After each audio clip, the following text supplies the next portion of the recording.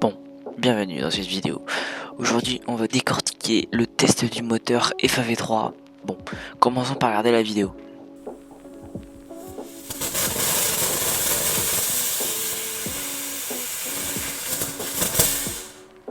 Bon, à première vue, ça peut être bien, mais si on se penche un peu plus sur la chose, on découvre que quelques petites choses ne vont pas.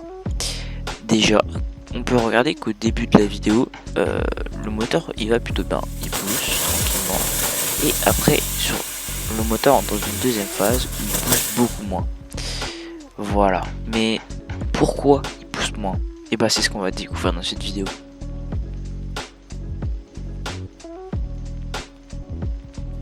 Bon, déjà ce qu'on peut remarquer, c'est qu'à certains moments, on peut voir tout simplement du propergol rouge qui est affiché à l'écran, qui sort du moteur sans avoir brûlé, ce qui est tout simplement un grand signe d'une combustion incomplète.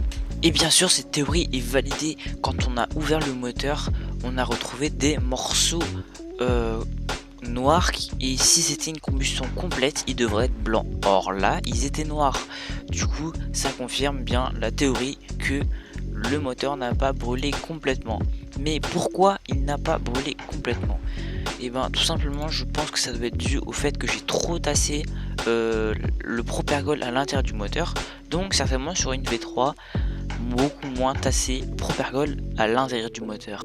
On a aussi eu un très gros problème de tuyère qui tout simplement, vu qu'on a fait une tuyère en colle chaude, au contact de la chaleur elle a fondu. Voilà, du coup ça a augmenté le diamètre de la sortie des gaz, du coup ça a fait baisser la pression à l'intérieur du moteur et du coup ça a fait baisser la puissance du moteur. Donc sur la V4 il faudrait voir de faire simplement une tuyère qui soit en matériaux qui soit suffisamment résistant aux hautes températures. Une autre chose qu'on ne voit pas à la caméra, c'est que tout simplement ce jour-là il y avait pas mal de vent et la mèche n'a tout simplement pas très bien fonctionné. Donc sur la V4 il faudrait trouver un nouveau moyen de mise à feu du moteur. Donc en résumé, il va nous falloir pour la V4 un nouveau système d'allumage, une nouvelle tuyère donc en matériaux beaucoup plus solides, enfin résistant aux hautes températures, alléger le moteur, donc certainement retirer des couches de papier, moins tasser le moteur et surtout beaucoup plus de puissance.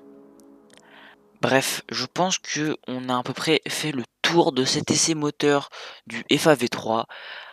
Donc à présent, je suis en train de travailler sur la V4 et je vous dis à la prochaine.